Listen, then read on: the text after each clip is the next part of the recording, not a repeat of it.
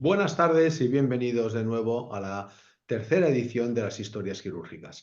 Para aquellos que es la primera vez, recordarles que se tratan de vídeos cortos entre 5 y 10 minutos donde expertos oftalmólogos nos comentan cómo han manejado casos difíciles.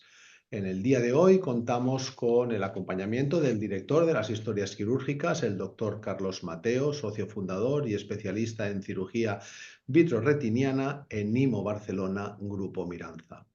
Querido Carlos, buenas tardes. Buenas tardes, María. Me has dejado empatado con la chaqueta, ¿eh? O sea, o sea, Eh, es como un mago esto es como un mago. Ostras, tú. Esto es Me has sorpresa, dejado, sí, sorpresa. Jolín, tú. Caray, esto es insuperable. ¿Cómo podía? Yo pensaba, ¿cómo puedo dar un poco la nota para celebrar que hemos superado las 10.000 visualizaciones, Carlos? Qué bien, cuánto Que me alegro. empezó un día tomando un café a las 7:30 de Mm, la mañana y a fecha de hoy hemos superado las 10.000 visualizaciones. Estamos súper orgullosos. súper, me alegro, Manuel. Felicidades. Súper. Entonces había que poner tono, ¿no? Un poquito de Sí, color, sí, ¿no? sí, sí, Tanta ciencia. oye, lo has La ciencia conseguido. siempre es azul, blanco, quirófano, gorritos. Vamos a poner, oye, no tiene nada que ver con otras connotaciones este color, ¿eh? Ya, Mete imagino, chispa, chispa, imagino, chispa. imagino. Bien, bromas aparte. Hoy tenemos el placer de tener con todos nosotros al doctor Diego Ruiz Casa, especialista en retina médica y quirúrgica en el Hospital Ramón y Cajal, jefe de sección vidroretiniana de HM Montepríncipe y cirujano de retina en Clínica Novovisión Madrid. Querido Diego, buenas tardes. Hola, Manel, ¿qué tal? Buenas tardes, muchas gracias por la invitación. Y aquí estamos. Así, también me uno al comentario de Carlos, que me has vestido de David Copperfield hoy. Más o menos, más o menos. Pero bueno, hay que celebrar, oye, superar un reto que teníamos antes de acabar la tercera edición de las historias quirúrgicas, superar las 10.000 visualizaciones, pues nos hace estar muy contentos, orgullosos, una trayectoria de una idea de gente que le ponemos pasión a la oftalmología y a estos proyectos. Oyes, pues había que dar un tono de color, ¿no? Y al menos como vosotros sois científicos, yo que soy más de la calle, pues al menos que sea yo el que da la nota, ¿no? Esa es la nota de hoy, superar los 10.000. No os presento a los dos porque creo que os conocéis sobradamente y por no enlentecer el programa, me gustaría, Diego, siguiendo con las cosas que hacemos normalmente, que nos des 30 segundos de pincelada de lo que nos vas a presentar hoy, porque tenemos el título Los límites de la multifocalidad. Bueno, lo que presento es sencillo, es que a veces es más raro que verse, pero se sigue viendo. Entonces es un poco para concienciar que cuando una paciente pues se está operando de catarata con un compromiso de refracción multifocal y pasa algo, pues a veces hay que volver atrás y lo mejor para el paciente pues no empecinarse con la multifocalidad. Lo que vamos a ver son las complicaciones que genera el utilizar una lente multifocal donde no tiene que estar puesta tanto a corto plazo como a largo plazo. Esos son los límites de la multifocalidad. Yo no me voy a meter en tema de refractivo, que no sé. Me voy a meter en tema de refractivo con secundaria complicaciones. Y eso es el vídeo. Muy bien, pues si os parece, vamos a emitir el vídeo y nos vemos en 10 minutos. Por favor, compañeros, dentro vídeo.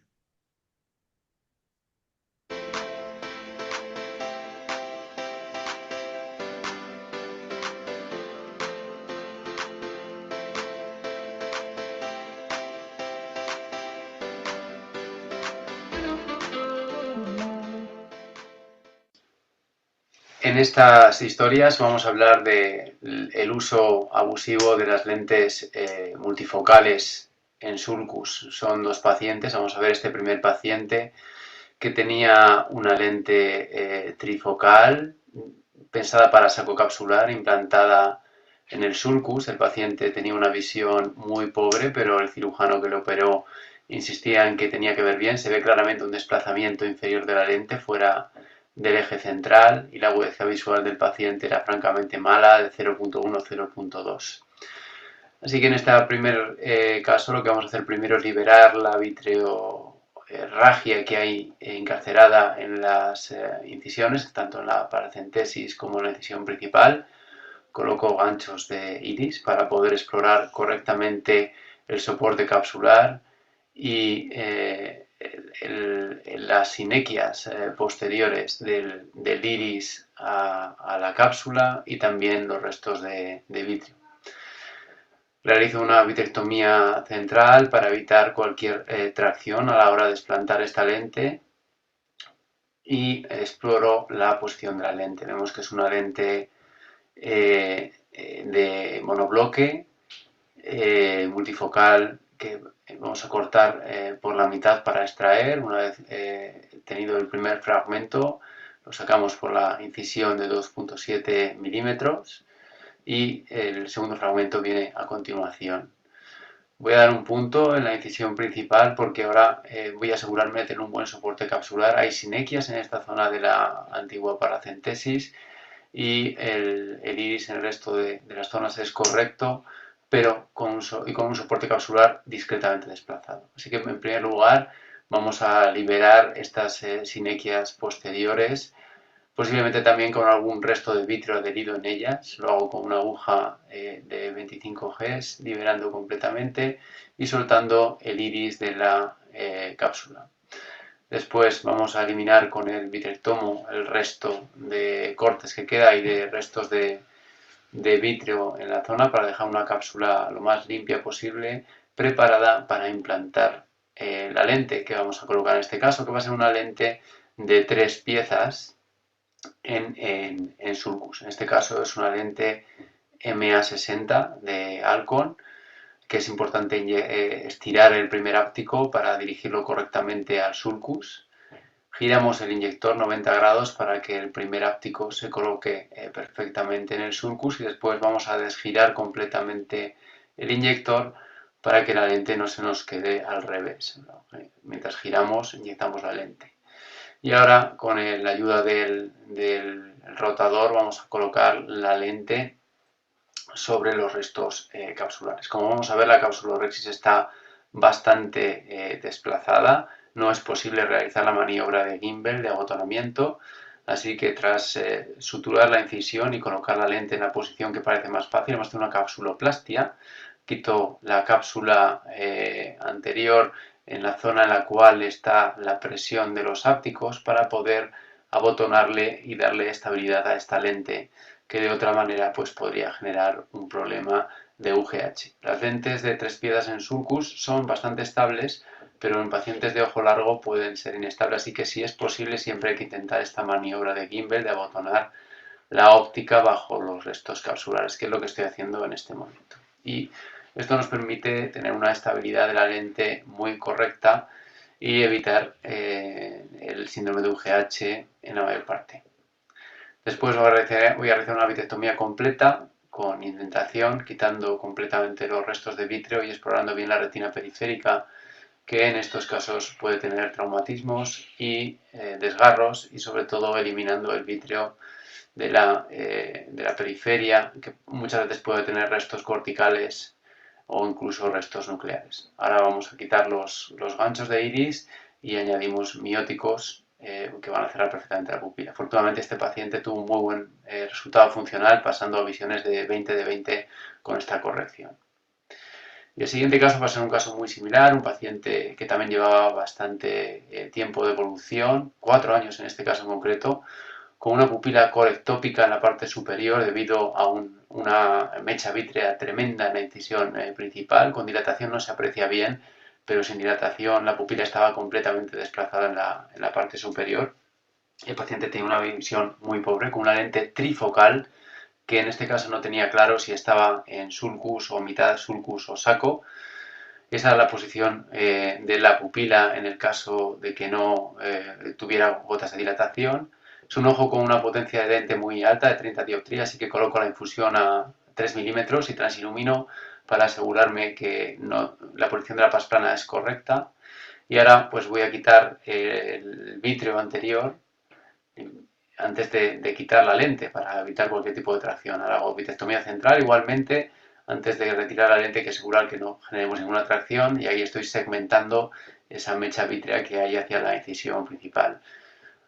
No se ve muy bien el estado de la lente, así que de nuevo voy a colocar ganchos de iris con mucho cuidado para no agarrar los restos capsulares, y ahora con un Sinskey estoy explorando la lente, que afortunadamente no tiene un enganche parcial en el saco capsular, está completamente en el sulcus y tiene un sommering muy grande, con lo cual en este caso pues hay que retirarla, a lo mejor para el paciente retirarla.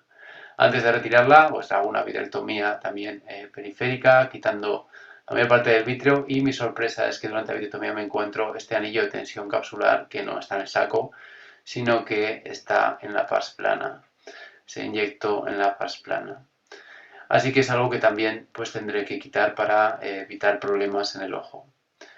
Una vez completada la vitrectomía periférica, me propongo a quitar esta mecha vítrea tremenda que está muy fibrosada, no se puede cortar bien con el vitrectomo, así que la segmento con tijeras. Es importante realizar la vitrectomía periférica antes para que esta maniobra no traccione la retina periférica. Y una vez segmentada, pues ya estoy explorando los restos capsulares y vemos que hay un buen resto capsular, pero la parte superior del iris, donde estaba la mecha vítrea, está completamente adherida a la cápsula y puede ser arriesgado para comprometer el soporte capsular, quitar esa sinequia. Así que estoy cortando la lente, la voy a cortar en 3 fragmentos y la voy a extraer por la incisión de 2,7 milímetros para no traumatizar nada la incisión. Y lo que haré en este caso, acto seguido de retirar la lente, pues es retirar el anillo de tensión capsular. No podemos quitar del medio porque generaríamos mucha tracción, debemos buscar el vértice en la parte final del anillo y tirar en la dirección de la curvadura para evitar traumatizar la retina. Así que en este caso, una vez localizado el anillo, lo voy a agarrar de la punta del anillo y lo voy a extraer siguiendo la curvadura. No necesito una segunda pinza para dirigirlo porque sigue muy bien la curvadura. Después voy a quitar con el vitrectomo los restos de esa mecha vítrea y me decido para no quitar esa sinequia en esa posición, porque la voy a utilizar para abotonar la lente. En este caso estoy implantando una lente de Zeiss CT Lucia 202 de ápticos de PV de F en el sulcus en primer lugar, y después de esto voy a realizar la sutura de la incisión y ahora en este momento la maniobra de gimbal. Estoy abotonando la óptica de la lente bajo la rexis y preservando esa sinequia superior del iris, que quitarla podría comprometer esta maniobra y dejar una lente inestable. Después voy a quitar los ganchos, de nuevo lavar la cámara anterior y comprobar el estado del abotonamiento, que es correcto. Y en este caso, aunque no quite la sinequia, pues la pupila queda bastante centrada y funcional para el paciente, que afortunadamente tuvo una recuperación funcional al cambiar una lente trifocal desplazada por una lente monofocal en posición correcta.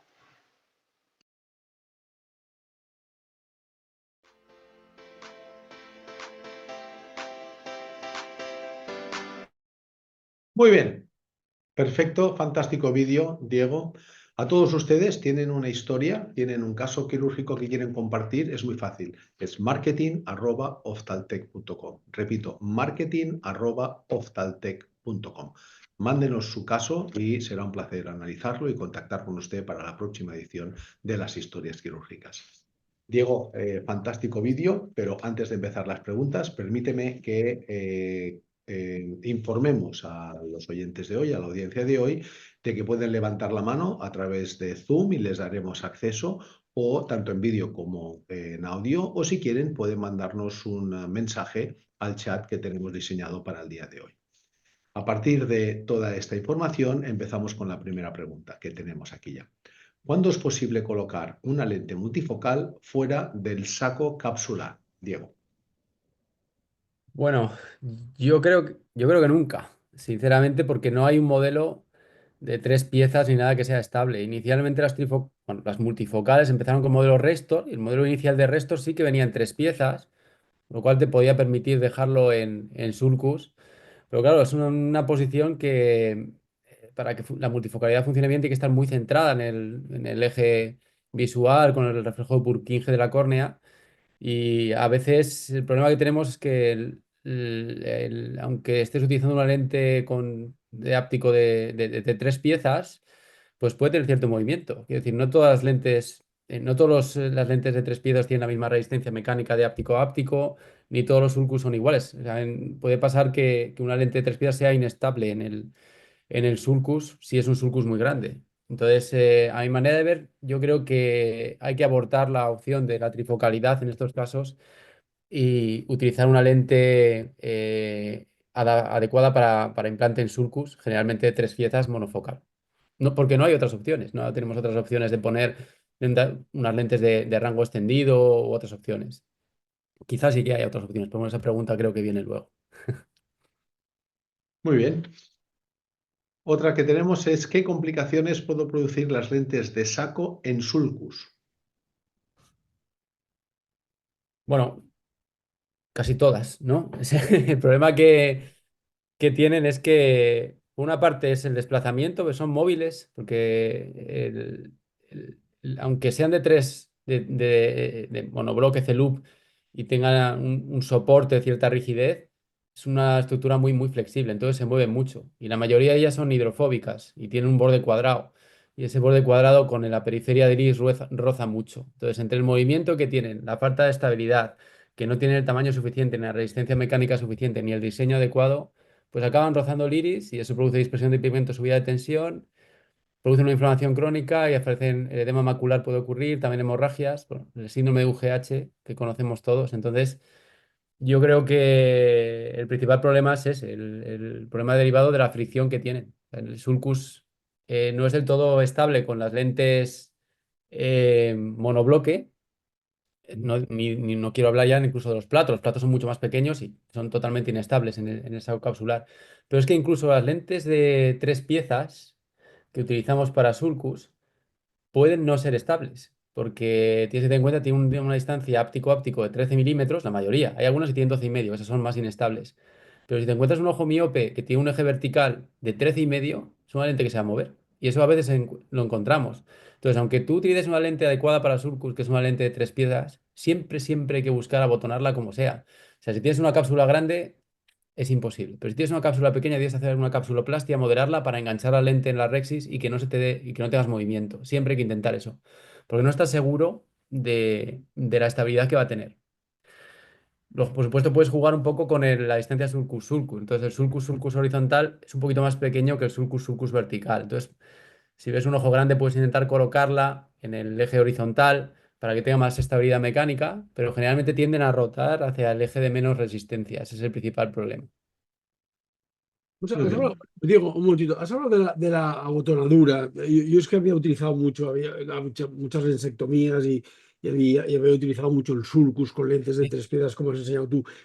Un truco que es cuando tienes esta cápsula, esta cápsula Rexis previa, tú has enseñado cómo ibas recortando, ibas agrandando un poco la cápsula Rexis con el vitriotomo y a veces te pasas un poco y entonces ya no la abotono, ya no la puedes abotonar dentro. Un truco es, si no es muy grande, hacer un corte horizontal, o sea, un corte 180 grados, o sea, es decir, que uno a un lado y otro a otro y meter la lente, no queda como una cosa redonda como una abotonadura redonda, pero te queda como un ojal. Y en ese ojal a veces es más fácil, pero sobre todo cuando la cápsula ya está un poco fibrosada, no cuando acaba de pasar, sino cuando ya está un poco fibrosada, haciendo un corte en 180 grados a cada lado puedes meter mejor la lente y tienes mejor solapa encima de... Es un truco, si alguno encuentra que la cápsula Rex es muy pequeña, no la puede abotonar, la intenta hacer grande, y entonces a veces te pasas un poco y entonces ya te quedas descentrado y etcétera. Y el segundo es que el Totalmente. sulcus, dime. No, no, sí, sí. A mí, yo realmente no hago muchas lansectomías, pero cuando hice sí que me ha pasado a la hora de modelarla, de que se retrae mucho y dices, ¡buah! Me he pasado de tamaño. Entonces, es verdad lo que dices, si abres longitudinalmente está bien, pero yo realmente cuando hago las capsuloplastias, lo que tienes que hacer es elongarla solamente donde están los ápticos, o sea, hacerla oval y elongarla Bueno, solamente donde están los ápticos para quitar resistencia mecánica, que es prácticamente como cortar esa zona, lo pero el vale, resto dejarlo normal y es donde lo coloco. es como hacer un ojal prácticamente, pues si Sí. la ovalizas es como hacer un ojal, más o menos, ¿no? Y después el sulcus tiene el problema de que si no la abotonas, a veces el áptico se te puede colar por la zónula, porque a veces la zónula, o sea, tú tienes la cápsula que te parece que está muy bien, pero metes la lente y al cabo de un tiempo te encuentras que la lente se te ha descentrado hacia abajo porque el áptico se te ha ido por la zónula. Y te quiero preguntar, en el segundo caso has enseñado una lente, una lucía que tiene los ápticos, como tú has mencionado, totalmente diferentes. Los ápticos azules no son todos iguales. Entonces, ¿por qué no te has planteado, por ejemplo, un Yamane? O sea, ¿por qué te las has abotonado y no te has planteado hacer un Yamane y dejarla como más, como, bueno, como más... De hecho, es una Lucía porque tenía como segunda opción o plan B el Yamane, ¿no? Si ese saco capsular estaba unido a la lente o si tenía otro problema, directamente iba a esa lente para poderla abotonar. Pero si tengo Sulcus, yo intento utilizarla. Ahora bien, las lentes estas que tienen ápticos de PVDF, puedes hacer lo que quieras con ellos y para Yamane son fantásticos, pero son mucho más inestables en Sulcus si los dejas porque tienen mucha menos resistencia mecánica. Dependen muchísimo de ser abotonados esos. Entonces, las lentes de PMMA, los ápticos de PMMA, 3 piezas con ápticos de PMMA, para mí son ideales para Sulcus y son bastante complicadas para hacer el Yamane, es muy fácil romper. Y al revés con las de PVDF, son ideales para el Yamane, pero no son del todo estables en el sulcus. O sea, hay que tener cuidado con ello. O sea, no se puede solucionar el problema de la faquia de la faquia extrasacular como directamente utilizando una lente de PVDF para todos. Porque si vas con esa lente a sulcus y no puedes abotonar, vas a tener un problema de movimiento, seguro, porque no son tan estables, pero con muchísima diferencia, ¿eh? Ujú, súper. Muy bien, tenemos otra pregunta que dice así. ¿Hay diferencias en la tolerancia entre diferentes lentes en sulcus? Mucha, mucha. Yo, la edad Cuenta, cuenta.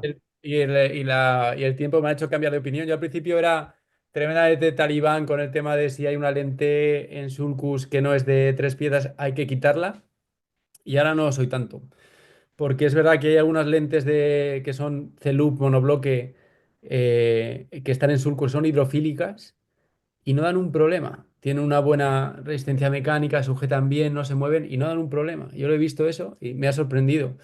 Y al contrario, lentes de 3 piezas, como he contado antes, que están en sulcus y las das por estables y no lo son, porque tienen un movimiento.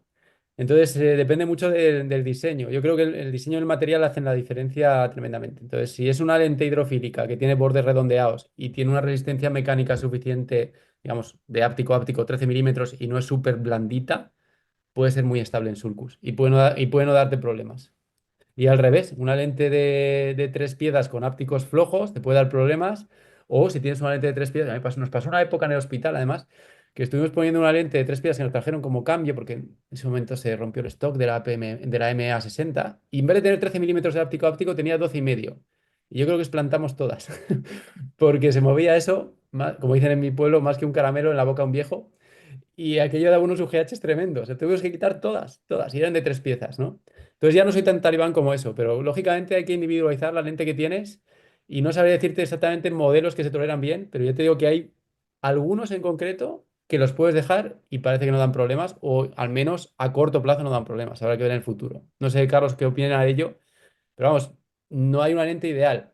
No, Y hay no otra hay- opción, que es que la lente de Soleco, la FIL SSF, yo la he utilizado en un paciente en concreto, en la misma circunstancia, un paciente que le habían puesto una lente, en este caso una de Alcon, monobloque, tórica, para corregir el astigmatismo. Y se ve, no se movía demasiado, estaba en su sitio, pero daba un UGH tremendo. Entonces este paciente tenía que sustituir esa lente por otro y no tenía una opción tórica de tres piezas. Entonces decidí ponerle en sulcus una Solecofil, que es hidrofílica, en sulcus. Y es brutal la estabilidad. O sea, no se movía nada, se corrigió el astigmatismo perfectamente y no dio ningún problema de UGH que el paciente tenía todos. Y estaba en sulcus. Pero claro, es una hidrofílica de borde redondo súper fina. Entonces el diseño hace una gran diferencia. Ujú. Pero te quería preguntar, porque también has utilizado las 3 piezas, tu opinión, yo lo hice muchos años, de las lentes suturadas al iris, que es un tema que se hablaba hace muchos años y que ahora prácticamente todos hemos abandonado. ¿Tú lo has probado, no has probado? ¿Qué opinión tienes sobre...? Porque es una técnica realmente muy sencilla de hacer y es relativamente rápida. ¿Cuál es tu opinión con una lente de 3 piezas suturada al Para mí iris? es básicamente te está convirtiendo cualquier lente que tengas dentro del ojo en una Iris Claw. Básicamente es eso. Se tiene que comportar como un Iris Claw. Yo lo he utilizado, no en muchas ocasiones, pero sí que lo he utilizado. Y la verdad que me ha dado bastante buenos resultados con lentes de 3 piezas. Lo que pasa es que es verdad que a largo plazo tienen cierto movimiento, pueden erosionar un poquito el cuerpo ciliar y he tenido algunos sangrados, que la mayor parte de ellos se han resuelto utilizando cicloplegia a baja dosis, pero han funcionado. Y ahora lo he abandonado, básicamente lo he abandonado la técnica, pero la sigo utilizando pacientes muy añosos que tienen una luxación de lente de estas enormes, de estas de PMMA que tienes que sacarlas con una incisión de al menos 8 milímetros. Entonces, en estos casos sí que intento estas lentes suturarlas al iris. Y bueno, pues realmente te permiten salir del paso, pero claro, es la técnica. Además, hay evidencia científica que es la técnica que realmente sí que hay una diferencia comparada con los demás a más riesgo de complicaciones de UGH. Pero claro, explantar una lente de ese tamaño no es ningún moco de pavo, puedes tener muchos problemas. Con fuga de iris, incisión en la incisión, que tengas hipotonía, sangrados, hay problemas. Entonces, pacientes que son muy mayores, yo a veces he optado por esa opción y no me ha ido mal. Súper. Muy bien. Siguiente pregunta. Cuando una lente en sulcus produce complicaciones, ¿qué alternativas existen? Pregunta inversa. Ya Sí, la sí. tenemos ahí. ¿Y ahora qué hacemos? Bueno, si tienes una de 3 piezas que puedes pensar que las complicaciones vienen por la movilidad y tienes una cápsula abotonable, yo le haría una capsuloplastia y la abotonaría. Si no tienes una cápsula abotonable, me plantearía, si está en el eje vertical, moverla al eje horizontal con poca fe. Creo que daría pocos problemas. Otra alternativa que tienes es yamanizarla, extraerle los ápticos, aunque esté en sulcus, la sigues dejando en sulcus, pero extraerle los ápticos para darle más estabilidad, pero es fácil romperlos. Cuando llevan las lentes de 3 piezas dentro del ojo un tiempo, es muy fácil que se te desconecte el áptico de la óptica. Hay alguna técnica que puedes dar un poquito con el láser a una potencia de 500 milivatios, no, perdón, de 500 milisegundos y una potencia de 200 milivatios. Le das un poquito con el láser en el borde de la óptica y se queda un poco más pegada, pero no es milagroso. Entonces es fácil que se te desconecte y que tengas que cambiar la lente. Y la otra alternativa que te queda es directamente cambiar la lente. ¿Por qué? Ese es el problema. Ahora mismo, si hay sulcus, yo sinceramente, y viendo, tampoco tengo muchísima experiencia con ello, pero viendo la tolerancia que tiene la Solecofil en sulcus, me plantearía una Solecofil en sulcus, sinceramente, sin sacar las Ts, ¿eh? Si es tórica, con las Ts, lógicamente, para evitar rotación. Pero si no es tórica, me plantearía esa lente en sulcus, porque es súper estable. Mm. ¿Un comentario, Carlos? No, no, no, yo no lo he probado nunca, pero bueno, me parece una buena idea porque es una lente muy grande y que si tienes un sulcus con una cápsula te evita todo el problema de la hipotonía, de atravesar la esclera. Es que ni había pensado en ello y me parece una buena idea. Lo que has mencionado, lo que ha mencionado me ha hecho gracia, porque yo en el primer Historias Quirúrgicas mostré un caso del desenganche del áptico óptica, porque no todas las lentes, esto me lo explicaba el doctor Elías hace algunos años, que no todas las lentes están fabricadas igual y que, por ejemplo, la de Alcon, la MA50 y la MA60, pues tienen la unión óptico-áptica, es muy fácil que espontáneamente se salga, pero no en la cirugía, no, después de la cirugía. De hecho, el primer caso que yo mostraba era una lente de una señora que había tenido problemas. Yo le hice un Yamane y al cabo de unidad, al cabo de 2 semanas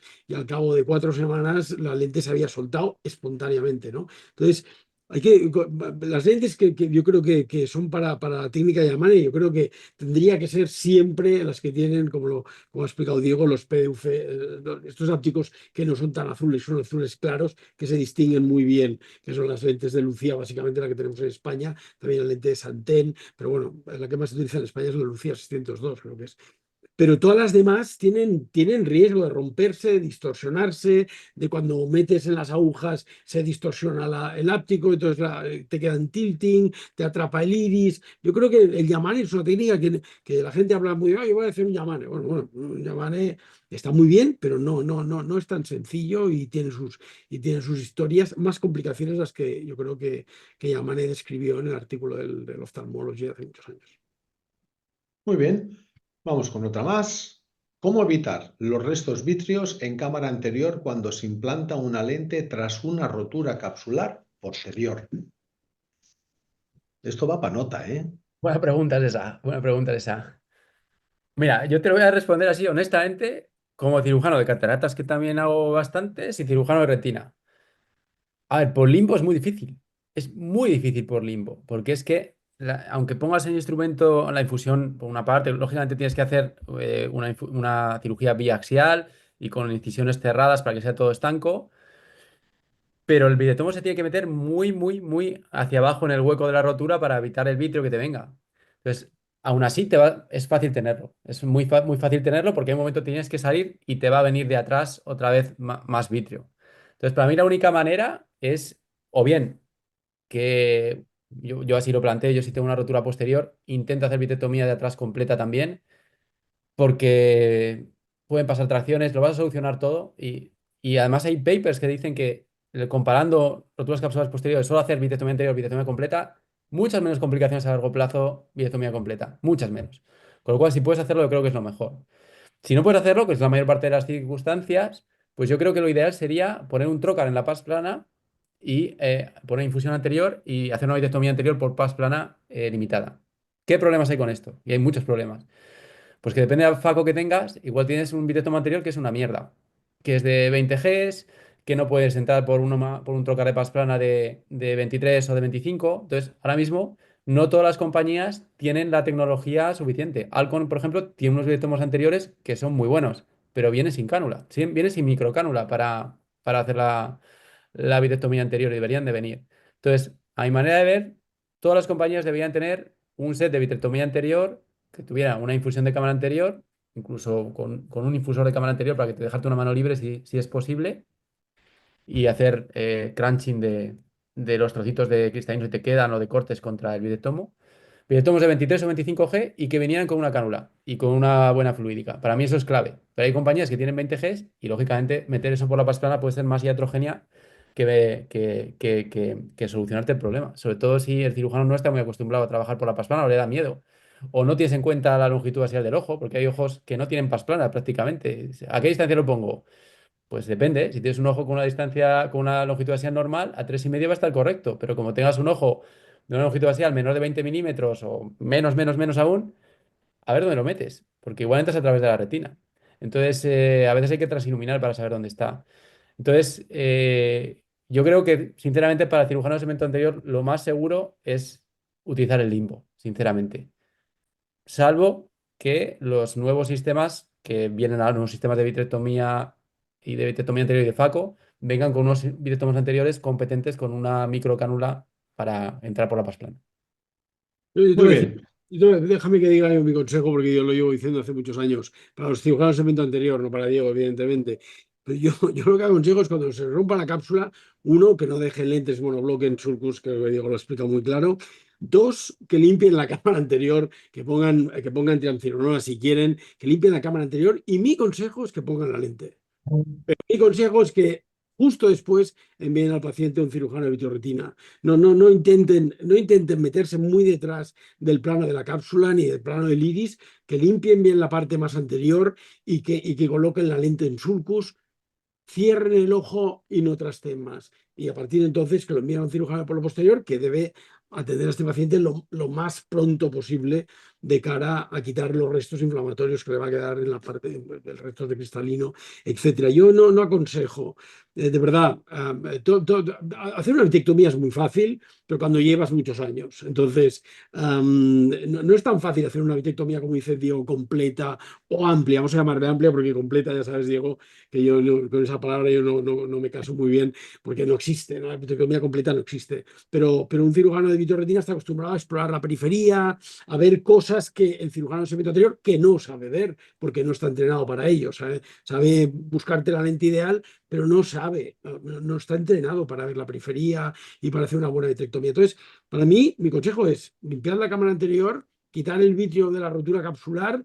Oye, poned la lente, cerrar el ojo y punto pelota. Y no intentar solucionarlo toda lo bestia, ni hacer levitaciones extrañas, que ha habido algunas técnicas, ¿no? Para levitar el cristalino. Oye, dejadlo atrás. No os preocupéis que para nosotros es mucho más sencillo, estamos acostumbrados a hacerlo.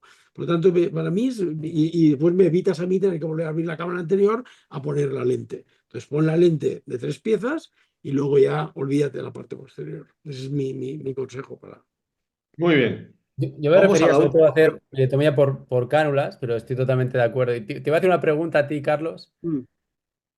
¿Qué papel ves ahí? Porque todavía se ve, ¿eh? Se ve en los congresos que empiezan por Faco y luego sigue lo que sea, Extrema, Elche, Sí, por ahí. extrema, Se, extreme. se sigue viendo.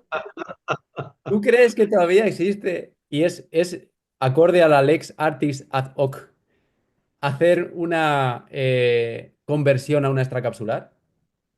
Cuando se rompe la posterior, quiero decir, no puedo sacar los restos de cristalino porque el Faco no se los come porque hay vitro por medio y los voy a sacar a tirones con un asa.